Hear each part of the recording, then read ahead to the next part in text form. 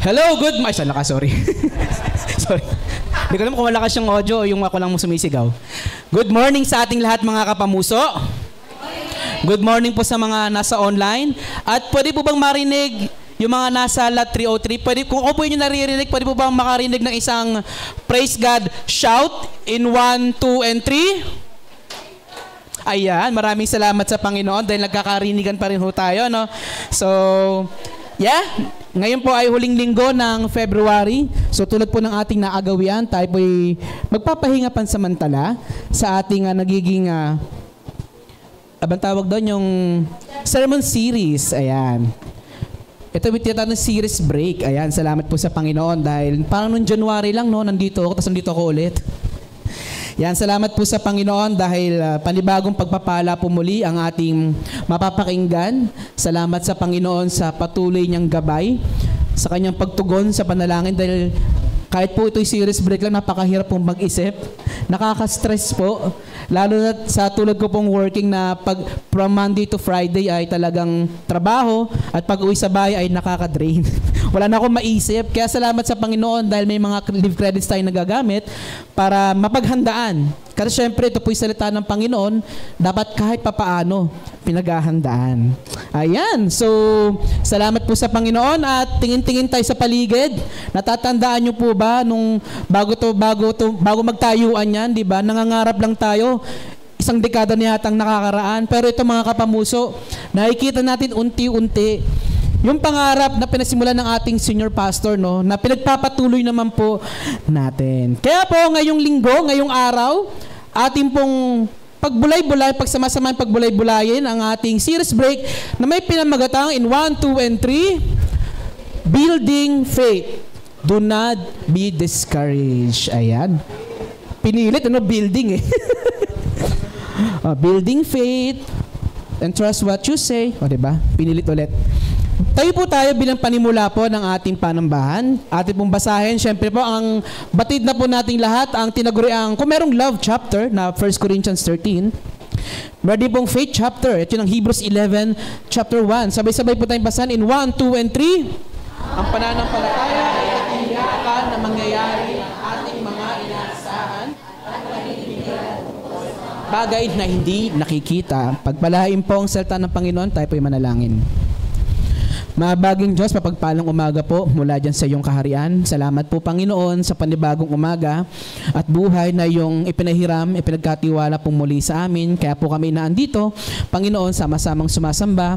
Nagpapasalamat, Lord God, sa magandang araw na iyong pinagkaloob. Thank you din po, Panginoon, sa panibagong aming mapag-uusapan, mapag-aaralan, paalala, Panginoon, maging encouragement po ito sa bawat isa sa amin, Panginoon, na iba't iba po, Lord God, ang laban na inilalaban sa araw-araw. Manguna ka, Panginoong Diyos, itago mong ibang lingkod. Ikaw po ang mapagpala at madakila. Maraming salamat po sa pangalan po ni Jesus. Amen. Yan. So, pwesto-pwesto lang po tayo. So, mga kapamuso, konting tiis lang, no? God willing, mga bago magtag-ulan at bago tayo mag-anniversary ulit, no? Makikita na po natin kung ngayon po medyo may nakahiwalay, darating pong panahon magkakasama-sama ulit tayo sa isang lugar ng panambahan. So, adjust lang ho tayo. Talagang medyo mainit, medyo malikabok, tiis lang. Ayan. So, una, pupiyok agad. How strong is your faith, mga kapamuso? O, wala na, i-rate nyo na yung sarili ninyo, no? Kasi baka magkahatulan pa tayo rito eh. Paki-rate nga yung sarili nyo. How strong is your faith? Rate from 1 to 10. O, sa sarili na lang. Ay, grabe, may sumagot ng 10, edi sana all. Diba? Sana all, ganun kataas, no? Ang kanyang pananampalataya. At alam nyo mga kapamuso, itong nangyayaring Ezra construction sa ating paligid ay isa rin po itong step of faith. Bakit? Kasi aminado naman po tayo na hindi po ganun kayaman financially ang ating church. Pero nakita po natin, nagpasimula na ho tayo. Kasi naniniwala ho tayo, ang Panginoon ay nakahanda magpala. Ang blessing ng Panginoon ay nakahanda niyang ibigay. Kung tayo mga mananambahan, tayo mga kapamuso, na naandito ay mag-i-step of faith din. No? Kaya nagkaroon tayo ng Ezra pledging. Salamat sa Panginoon kasi wala naman sa amount ang batayan ng Kung ang magkano binibigay mo, ang batayan dito yung desire ng heart mo na gusto mong bumakas. Salamat din sa Panginoon kasi, aminin po natin, medyo nakakahiya rin minsan magsulisit. Di ba? Nakakahiya po minsan. Kung ba, kahit ako po, gusto ko po sana magsulisit, kaya lang, nagdadalawang isip ako kasi yung gusto ko sana pagbigyan, parang nakausap ko lang siya dahil meron akong transaksyon. Pero gusto kong simulan, gusto kong Lord, tatry ko lang na magbigay ng magtanong, ate ganito, kanya, ma'am ganito, ma'am De La Cruz, ganyan. Pwede po ba ako magsulisit? Pero nahihiya talaga ako eh. Pero kailangan ko mag-step of faith. Kailangan natin mag-step of faith lahat. Kung nais nating matupad yung pangarap natin na templo para sa ating Panginoon, mas maluwag, mas malaki. Hindi tayo nagsisiksikan kapag care flax session, di ba? Kung na-imagine niyo po ulit yung magiging building natin, may mga mezzanine sa taas, so pwedeng mag-session doon. Sinasuggest ko nga doon yung 60 plus. Pinapahirapan natin, ano? Pero, elevator ba pag gano'n? So sa buhay natin, ang ating pananampalataya ay natetest sa araw-araw. No? Sa bawat araw ng buhay natin, yung ating pananampalataya ay sinusubok ng iba't ibang mga problema. Sa nakuha ko pong reference, kung kilala niyo po si Max Lucado, isa po siyang American author and minister sa Oak Hills Church sa San Antonio, Texas. No? Meron po siyang isang libro na may pinamagatang 6 Hours, 1 Friday. No? At doon sa librong yon, kinuwento niya yung kanyang karanasan kung paano siya, yung karanasan niya at ng kanyang bangka, na minsan naglayag siya, siguro sa karagatan, kung sa Pilipinas, malakas na yung bagyo, super typhoon, sa bansang Amerika, normal po ang hurricane. So siguro may mga ipo-ipo siguro yon. At doon sa karanasan nyo, meron nagpayos sa kanyang isang seaman. Di ba normally, when we say seaman, ay okay yan, ano yan, marunong sa dagat yan. Pero kung tama pagkakaintindi ko, hindi lahat ng seaman marunong lumangoy. Di ba? Pinayuhan siya nung old seaman, sabi niya, ibaba mo yung mga anchor. Punta ka muna sa pinakamalalim na bahagi ng dagat. Doon mo ihulog yung mga anchor yung bawat side. Siguro kung apat na sides yung bangka niya, di 4 na anchor yon. So ihulog lang niya sa bawat corner at ipanalangin mo na merong maangklahan sa ilalim. Siguro na-imagine, ano nyo po yung anchor, di ba? Na-imagine nyo po siya, di ba? Yung anchor. Na pag hinulog po siya ng dagat, possibly and hoping na pag hinulog niya po yun, merong siguro mga fossils, yes. May mga bato na pwedeng pagkapitan ng anchor at para hindi siya matangay, habang dumadaan siya sa hurricane, hindi siya totally matangay. And praise God, siya po ay nakasurvive. We can imagine, di ba? Hurricane yon. At ang sabi niya, meron siyang isang mahalagang bagay na natutunan. Sabi, ano pinagamit niya yung anchor, di ba? Anchor. All of us need an anchor that will hold during the storms of life. And that anchor is our faith. Kung sa experience ni Sir Max Lucado, yung anchor ang nagligtas sa kanya para hindi siya matangay na malakas sa hurricane, sa buhay din natin, kailangan natin ng anchor sa buhay.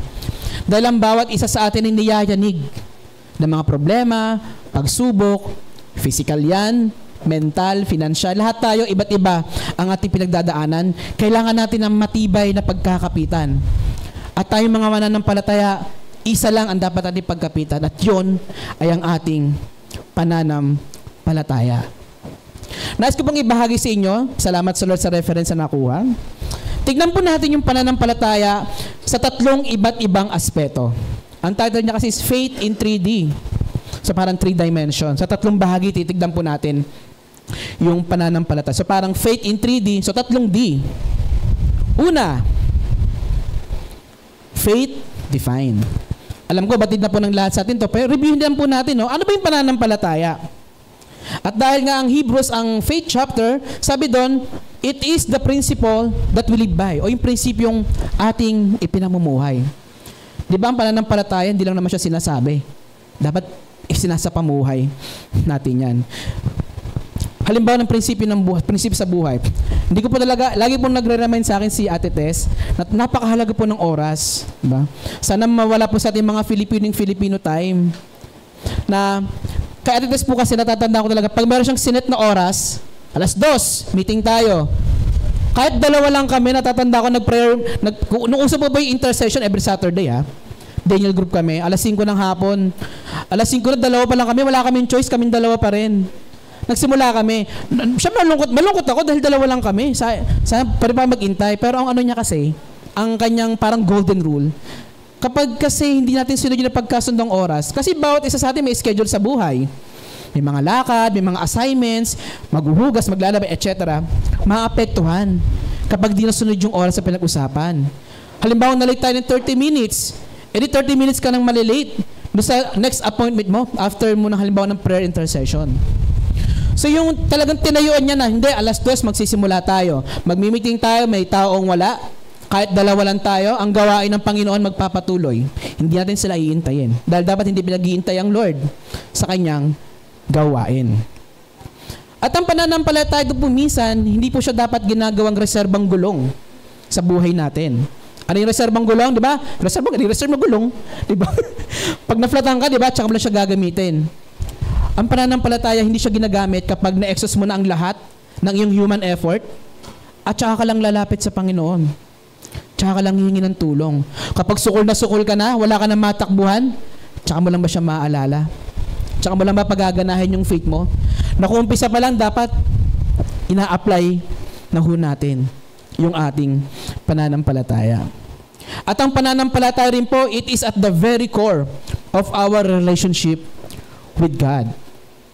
Yung core po is pinaka-foundation ng ating relasyon sa ating Panginoon.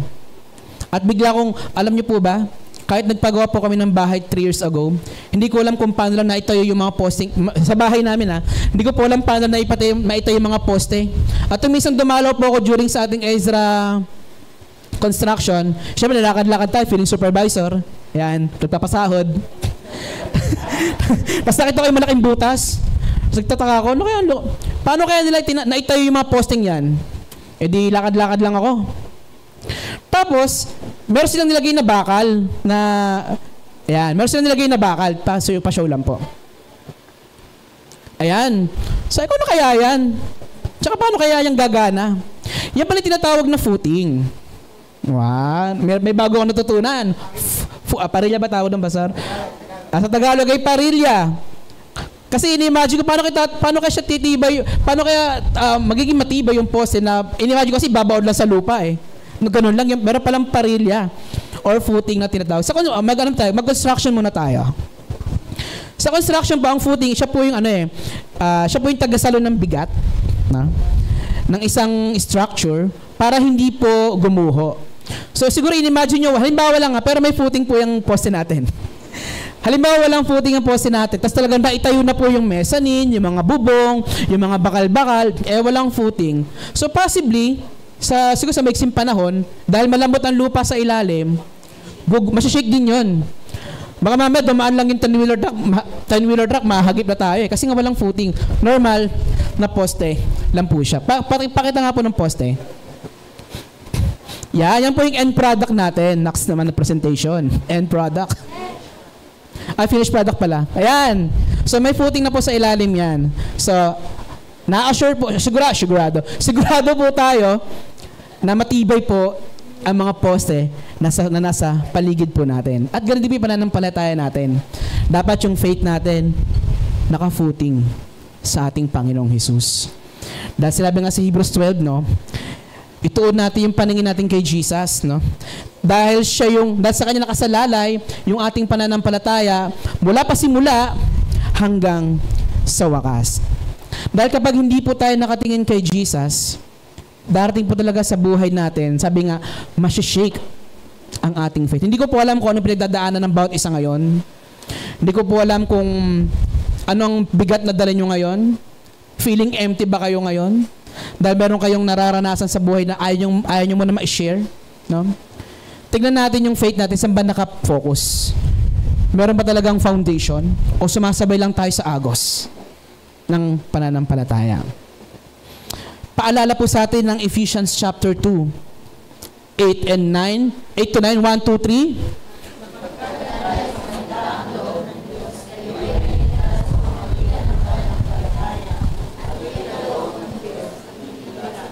3. Ayun, thank you po. Sa verse 9 po, hindi ito bunga ng inyong mga gawa, kahit walang may pagmamalaki ang sinuman. Hindi po optional ang faith, para magkaroon po tayo ng relasyon sa ating Panginoon. It is required. Ba't di naman po natin lahat tayo naligtas dahil sa biyaya ng ating Panginoon? Pero kung di natin pananampalataya ng katotohanan yon, ay baliwala din po. No? Makakamit lang po natin yung biyaya, ma-appreciate lang natin tayo niligtas ng ating Panginoon, hindi dahil tayo mabait, kundi dahil sa ating pananampalataya sa Kanya. At ang bunga ng pananampalataya natin, syempre, ay yung ating mga gawa. Ina-expect na po ng Lord na kapag tayo Kanyang mananampalataya, tayo po ay magbunga. Gumagawa tayo ng mabuti, hindi para mapunta sa langit. No? Gumagawa tayo ng mabuti dahil yun po ay ang bunga ng ating pananampalataya sa ating Panginoong Jesus. Balikan natin yung Hebrews 11:1. NIV po ang kinuha ko po. No? Now faith is confidence in what we hope. Now faith is confidence in what we hope for, and assurance about what we do not see. So magkaroon tayo ng konting pag-aaral, class. Yan. Salamat sa Panginoon. Nagbigay po siya ng history. Yan. Ang assurance po sa Greek word ay hupotasso. No? Na ibig sabihin ay to bring oneself under the authority of another. Sa mabilisang salin, para po siyang kontrata, yung assurance, di ba? Para siyang, siya isang promise, di ba? When you say assurance, tunog insurance, di ba? Parang, kapag sa mga lending, ang tawag guarantor, di ba? Sige, ina-assure ko, akong bahala sa'yo, tuloy mo lang yung pangarap mo, pag-aaralin kita, di ba? Ina-assure ko sa'yo, pagtatagumpay, kung ano mga pangangailangan mo, kaagapay mo ako. At ganoon din po sa pananampalataya na meron po tayong assurance sa ating Panginoong Hesus. Yung mga bagay na hino-hope natin, syempre yun yung ating kaligtasan at yung ating eternal life after ng buhay dito sa mundong ito. At yung mga bagay na hindi natin nakikita, syempre ang future. Alam niyo ba mangyayari bukas after ng araw na to, bukod sa may pasok? Walang nakakaalam. Pero pagkakatiwala natin yung mangyayari bukas sa ating Panginoong Diyos. Mahirap po yan ipilit, no? Sa hindi pa mananampalataya. Magtiwala ka.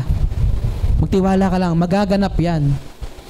Dahil ang mundo, meron silang kasabihan, alam natin itong lahat. Siguro dati nung hindi pa tayo mananampalataya, ganito rin tayo, no? To see is to believe. Diba? Gusto ko muna makita bago ako maniwala sa'yo. Diba? Kaya dapat tayo mga Christian, ingatan po din patotoo natin para maniwala sila na meron talagang Diyos na nagbago ng buhay natin. Pero sa ating po mga mananampalataya, habang tayo nabubuhay dahil uncertain po ang bukas, dapat itong ating magdeklarasyon in 1, 2, and 3. For us believers, believe and you will see. Maraming halimbawa sa Biblia. Nandiyan yung inutusan ng ating Panginoong Hesus si Pedro na ihagis ang lambat. Kahit sa magdamag nilang paglalag, wala silang nahuli. Pero siguro isang maalala natin yung isang lalaki na naaganito yung kanyang braso, withered hand, ang sabi sa English na dead na siya. Siguro ilang taon na siya naaganito. At syempre gusto niyang gumaling. Pero syempre ilang taon na siyang ganito, parang nawalan na siya ng pag-asa. Nagagaling pa siya. Kaharap niya ang healer of all healer. Di ba? Ang Panginoon ng mga Panginoon. At ang sinabi lang, iunat mo.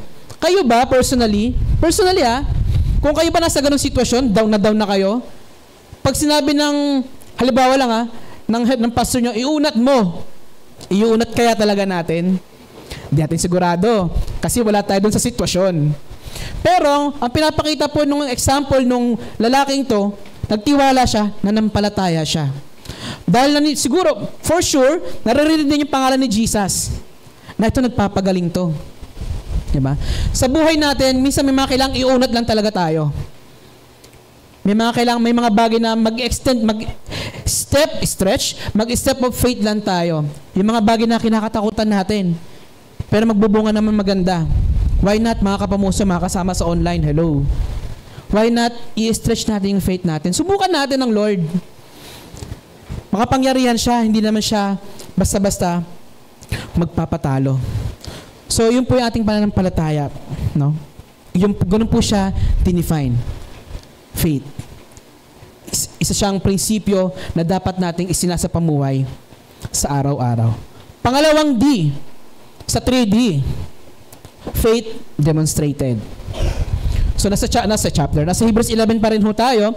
Kung babasahin po natin yung mga kasunod na verses, marami po dyan mga halimbawa ng faith, kay Abraham, kay Enoch, at marami pang iba. Yung mga nababasa po nating stories sa Hebrews 11 ay hindi lang po siya mga historical trivia. Hindi lang po siya basta nasulat ng wala lang. Nasulat po siya upang yung mambabasa, tayo mga nagbabasa ng salita ng Panginoon, ay ma-encourage sa kanilang pananampalataya, no? Sa kanilang naging kalagayan. Kilala po natin si Noah, napag-aama natin si Moises. Di ba? tuwing Holy Week, ang buhay niya laging pinapalabas. Di ba? Si Noah, ayan. Di ba? Noah sinasabi ko, pero isip ko si Moises. Sabi ko, sana kwento ng paraon, hindi mali agad. Di ba alam maganda? Sabi doon sa 11:7, dahil sa pananampalataya, pinakinggan ni Noe ang babala ng Diyos tungkol sa mga bagay na mangyayari ngunit hindi pa niya nakikita. At alam na po natin yon. May darating doon na ulan, malakas na ulan. Pero nung panahon ay wala pang ulan, wala pa nakakita. Pero gumawa siya dahil sa kanyang pananampalataya, pinakita niya, dinemonstrate niya yung kanyang pagtitiwala sa Diyos Ama, kay Yahweh, gumawa siya ng isang malaking barko upang siya at ng kanyang pamilya ay maligtas. Sa pamagitan ito'y nahatulan ng sanlibutan, ngunit si Noe ay ibinila ng matuwid dahil sa kanyang pananampalataya sa Diyos. Ang hirap kayang gumawa ng isang bagay na hindi yung pala nakikita. Ipapagawa ko halimbawa kay Zinder. Zinder, mag-rap ka nga. Hindi ba siya nagra-rap? Wala naman siyang kalam-alam sa rap. Di ba? Pero gusto niyang subukan. Gusto niyang, why not? Baka malay natin, bigla lumabas talaga yung talent niya sa pagra-rap. No? Same as with Noah, wala siyang kalam-alam sa ulan. Pero dahil makapangyarihang Diyos, Yahweh ang nag-utos, at syempre may wisdom doon, sinunod niya. Alam niyo ba mga kapamuso, mga kasama sa online, kasama sa labas dyan, sa lot 303, nagpauna na po ang ating Panginoong Jesus. Dahil sa buhay po natin, dapat ang ating pananampalataya ay dinedemonstrate ho natin. Ine-exercise ho natin yan. Sabi sa John 16:33, 1, 2, and 3, sinabi ko ito sa inyo upang magkaroon kayo ng kapayapaan. Magdaranas kayo ng kapighatian.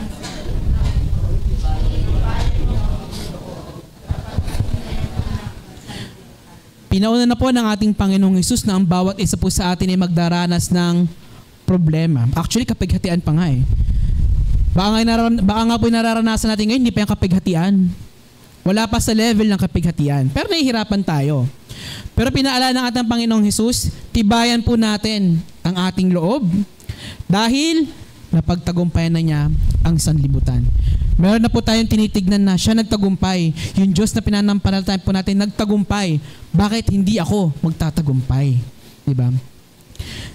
Sabi nga po, paano po ba kayo mag-react pag may problema kayo sa buhay? Umiiyak sa isang tabi? Nagmumukmok? Na-stress? Na-depress? Kapag po tayo dumaranas po ng iba't ibang problema, tandaan po natin, kalma. Kalma lang. Hindi kasi pag nararatel ka, lalo kang hindi makakapag-isip. Kapag bigla kang naratel, hindi ka na makakapag-isip talaga eh. Hindi ka makakapag-isip ng solusyon. Kasi natetense ka na, nai-stress ka na, marami pang ibang mga bagay. Kaya tandaan po, pag tayo nagka-problema, ano pa man yan, tandaan po natin, kalma. Kalma lang. Okay na? Okay. Nawala ako. Anyway, sa buhay po natin mga kapamuso, darating talaga sa punto na lahat ay tila bumabagsak. Mga pangarap natin, yung mga gusto natin sa buhay, yung strength natin, bumabagsak. Sabi po sa narinig ko, naksig, hindi ba Facebook no? Kaka-Facebook ko to eh. When things are falling apart, do not stop doing what you ought to do. Kasi naturalesa sa ating mga tao, kahit mga Kristiyano, kapag nasusuong na tayo, sa apoy ng problema, sa init ng problema, tumitigil tayo. Totoo yun. Real talk yun. Diba? Kapag tayo dumadanas sa pagsubok, ang una nagiging casualty ng pagsubok na yan ay ang ating pananampalataya. Diba? Imbis na magpatuloy tayo sa mga bagay na pinagkatiwala sa atin ng Panginoon, hindi, may problema ako. Ayoko muna, titigil muna ako. Imbis na ang problema ay solusyonan, isipin ang dapat gawin, ang ginawa, binitawan ang pananampalataya. Tumigil sa mga bagay na makakatulong sana para yung problema niyang problema at pinagdadaanan ay magkaroon ng solusyon. Maliwanag kahit sa hindi, ang kaaway po ay natutuwa. Kapag tayo'y nangihina, kapag tayo nangihina dahil sa mga storms ng ating mga buhay. Masaya siya. Kasi mababawasan ang mga naglilingkod. Nababawasan ang pwede mag-share ng gospel. Nababawasan ang mga souls na pwede sanang maligtas. Nung taong ito, ng individual na ito, na pinili na lang manghina, pinili na lang tumigil sa gitna ng kanyang mga problema. At wag po nating hahayaang mangyari, mga kapamuso. Tulad po sinabi ko kanina, pinauna na po ng Panginoon, makakaranas po talaga tayo. Hindi tayo exempted sa mga problema. Actually, target pa nga tayo eh. Tayo mga mananampalataya eh. Hindi tayo exempted. Pinauna niyo, expect na ho natin na meron tayong mararanasan sa mga problema. Iba't ibang aspeto nga lang. Meron po siyang ibinigay na demonstration. Yan. Di ba? O, wala magsabing condolence ha. May nakaihip. Second picture. O, diba? See the difference? Isang kandila, hinipan, tapos isang wildfire, sa kagubatan. Kapag ang kandila hinipan, ano mangyayari?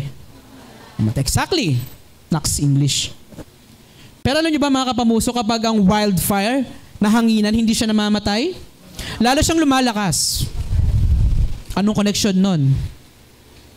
Piliin nating maging wildfire sa gitna ng ating pagsubok. Na kahit hinihipan na tayo ng malakas na unos ng problema ng buhay, hindi tayo mamamatay, bagkus lalo tayong lalakas. Gagawin nating strength, no? Gawin nating tungtungang bato, stepping stone, yung mga problemang for maybe iaalaw ng Lord para mahasa yung ating pagtitiwala at pananampalataya sa Kanya. The more na binabagyo ka ng problema at sa mga online at nasa labas dyan, the more na binabagyo kayo ng mga problema, tayo ng mga problema, let's make our faith on fire. Okay? Amen. At syempre po, sabi ko po kanina, kapag tayo nagkakaproblema, magulo isip natin, tandaan po natin sa Philippians chapter 4 and 7, na ang kapayapaan ng Diyos ang mag-iingat sa ating mga puso. Ayan. At tandaan din po natin ang isang kasabihan, they may see us struggling, but 1, 2, 3, they will never see us quitting in Jesus' name. Amen. O diba, mukha tayong wala mga problema, no? Pero deep inside, struggle na tayo. Sabi nga sa isang commentary, lahat tayo pumupunta sa church nang may problema. Tama? Pag tayo ba lumalabas ng church, yung problema ba nawawala? Ano, lumalala? Hindi mo talaga nawawala ang problema eh, di ba? Halimbawa lang ha, masakit ang ulo ko. Halimbawa lang naman, natapos ang service. Masakit pa rin ang ulo ko, may problema pa rin ako. Pero ang kagandahan, nagkaroon ka ng encouragement through the Word of God. Diba? Kaya mga kapamuso, mga nasa online at nasa labas dyan, kapag tayo nagkakaproblema, huwag po natin i-quit ang pagsamba. Paalala lang yun. Kasi for sure meron po tayong mapupulot na solusyon. Hindi man totally solution, pero encouragement na mapaglalabanan po natin at pagtatagumpayan po natin kung ano man yung struggle natin sa buhay. O, di ba? Number 3 agad tayo. Ano yung number 1? Faith. And number 2, faith. At ang huli, faith directed. Ay, nakita na ba? Sige lang. Sabi po sa 1 Corinthians 2 and 5, meron pala kasunod dyan. Dapat tayong manampalataya sa Diyos lamang. Ayan. Sunod ko po ng verse sa 1 Corinthians 2, verse 5, upang ang inyong pananampalataya ay masandig sa kapangyarihan ng Diyos at hindi sa karunungan ng tao. Maalala po natin dito yung experience si Paul sa 2 Timothy chapter 4 verses 16 and 17 na siya tumayong mag-isa sa harap ng Sanhedrin. Iniwan siya ng lahat. Naranasan ba ng lahat yon ang iniwan? Pag-uwian, iniiwan. Kasi yung bag tinali ng kaklase, lagi ng bato. Diba? Ang nakakalungkot po kasi minsan sa buhay natin, ito reality to, no? Yung mismong inaasahan mo, iniwan ka. Yung mismong taong inaasahan mong tutulong sana sa'yo, or makakasama mo, iniwan ka. Iniwan tayo. Hello guys, hello mga onet nasa labas, hello. Iniwan tayo. Pero napakaganda po nung naging patotoo ni Paul. Noon nag-run siya sa verse 16 sabi niya, sa una kong pagharap sa hukuman, ako'y walang sumama sa akin. Pinabayaan nila ako mag-isa. Patawarin sila ng Diyos. Diba? Ngunit, sabi niya sa verse 17, nailagay pa, yun pala, sorry. Ngunit, sinamahan ako ng Panginoon at binigyan ng lakas upang makapangaral ng lubusan sa mga hentil at ako'y naligtas sa tiyak na kamatayan. Huwag po natin iisiping tayo nag-iisa sa ating pinagdadaanan. Salamat kung meron tayong kaagapay. Meron tayong kaibigan, meron tayong pamilya, meron tayong close friends, meron tayong best friends, meron tayong core group. Sumatotal po nito sa ating buhay, hindi po tayo iiwan ng ating Panginoon.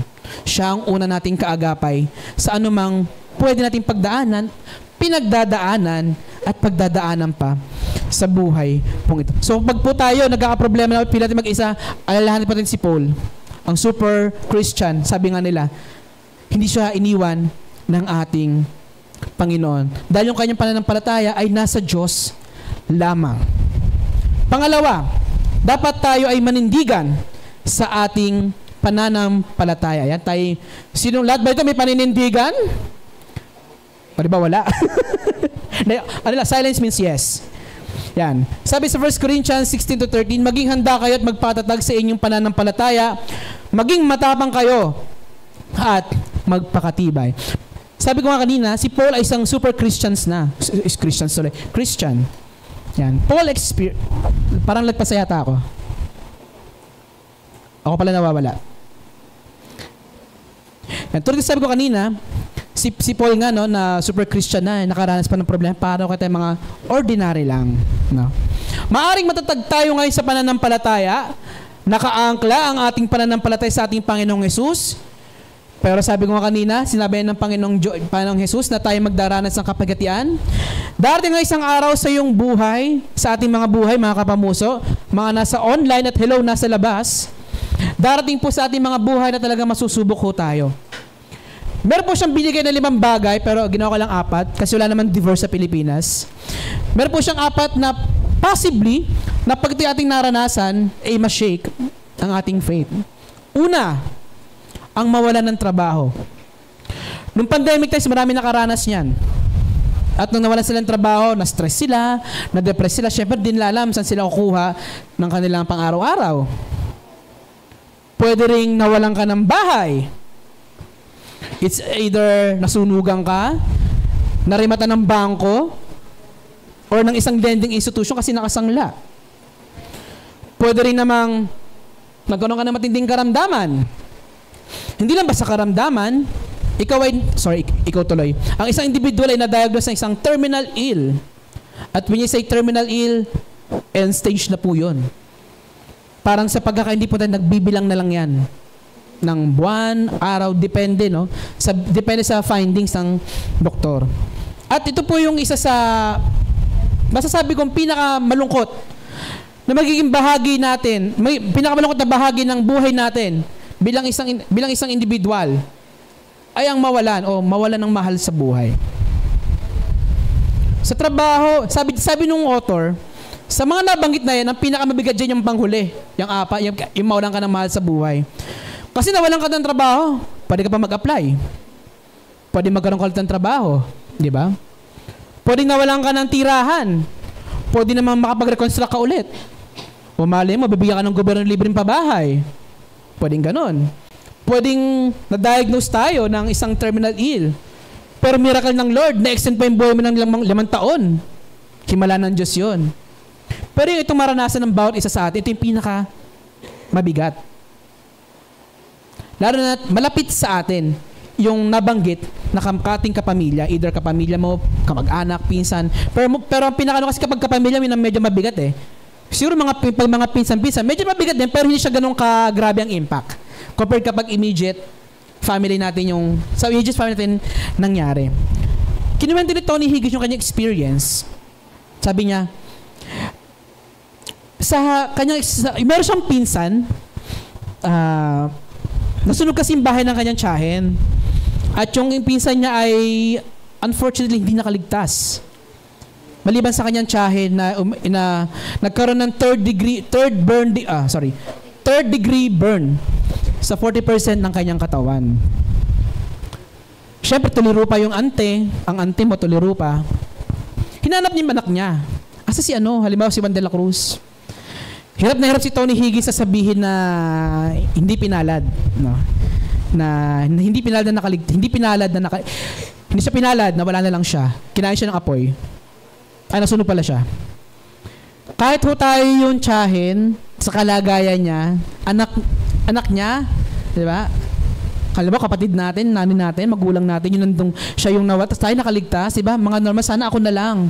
It's a normal reaction yun eh. Iyak siya ng iyak. Hanggang dinala siya sa isang ward na meron ding isang nagpapagaling, same situation. Ang kagandahan, yung kasama niya sa bedroom ay isang pastor's wife.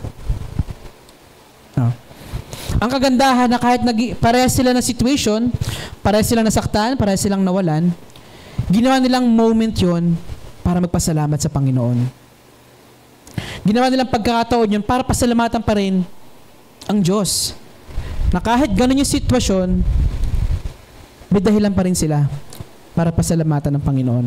At maalala po natin yung kwento naman ni Paul ulit, no? Yes. At saka ni Silas. Sa jail, nung sila'y nakulong. Nakulong sila dahil nirebuke po nila yung manghuhula na pinagkakakitaan ng kanyang amo.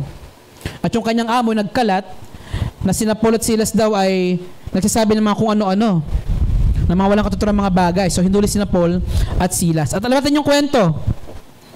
Doon sa kulungan, sila ay umawit, sila ay nagbigay ng papuri sa Panginoon, at nakita po natin kung paano naghimala ang Diyos. Hindi man tayo literal na nakulong, wala pa naman siguro. Hindi man tayo literal na nakulong, pero minsan sa buhay po natin, tayo nakukulong ng ating mga isipin. Kapag tayo nade-depress, wala ka nga sa kulungan, pero nagkukulong ka sa kwarto. Nagkukulong tayo sa mga bagay na nakakalungkot, mga problema natin. Oo, nandito tayo ngayon pero yung isip natin nakakulong, hindi makalaya. Kailangan natin hindi nakikita ang kabutihan ng Panginoon. At normal yon sa ating mga tao. Hindi natin agad makikita yung bigger picture kasi nakafocus tayo dun sa smaller picture na ang ibinibigay lang naman sa atin ay stress. At kung makikita po natin, napakahalaga po talaga na meron tayong kausap, na meron tayong ka-sharing. Mukhang hindi na ilagay, pero sige na lang, tuloy ko na lang. Sabi nga, by sharing our life experience, meron pala, ako palang wala. By sharing our life experiences, we can help them build their faith. And we can build our faith by remembering our life experiences. Kaya po, napaka-bisa rin po talaga na meron tayong mga discipleship, mga fellowship, nagkakamustahan tayo. Malay mo, yung experience mo, maging encouragement na nakikinig sa'yo. Diba? At pwede rin pong i-build natin yung ating faith kapag aalalahanin po natin mga past experiences po natin kung paano tayo itinawid ng Panginoon. Parang ganito, Lord, nagawa mo pong maitawid ako dati, maghagawa mo rin po ako maitawid ngayon. Kaya medyo inakahalagaan din minsan ng pag-reminisce na hindi lang puro senti. I-remind natin mga sarili na ang Diyos ay mabuti, na tayo sa buhay po natin ay nakaranas rin naman, no, ng kanyang pagtatawid sa ating kanya-kanyang mga sitwasyon. At mga kapamuso, mga kasama sa ONET, mga nasa labas dyan, hindi po natin malalaman ang lawak nating pananampalataya hanggat hindi ka o hindi tayo nasusubok. Meron man dito hindi pa nasusubok sa buhay, taas ng kamay, di praise God sa buhay mo. Napaka-perfect. Pero lahat tayo nakakaranas. At alam ko po sa bawat isa sa atin, meron pa totoo na kahit papaano, nag-i-increase yung faith natin. Nag-i-increase yung faith natin kapag tayo nasusubok, natitest po tayo sa iba't ibang mga sitwasyon. So, mga kapamuso, mga kasama sa ONET nasa labas, kumusta po ang pananampalataya natin? Praise God kung matatag pa. No? Pero yun nga, darating pa ng mayayanig din po yan. Hindi ko dinideclare kasi yun ang katotohanan ng buhay. Mayayanig po yan. Kaya dapat, lagi po tayong babalik sa basic, sa foundation ng ating faith. Seek God. Read His Word to restore your faith. Kung nasa punto tayo ng buhay natin na nanlalamig na, kasi di lang halata, no? Pangiti-ngiti lang tayo, pero deep inside, ayaw talaga magsimba, ayaw na mag-ministry, ayaw na mag-devotion. It's about time, mga kapamuso, mga kasama sa ONET na nasa labas, exercise ulit ating faith natin. Huwag pating hayaang matuwa ang kaaway na tayo nalulugmok, tayo bumabagsak. Because our God is a powerful God. Amen? Patunayan po natin sa kalaban na meron tayong malakas na Diyos.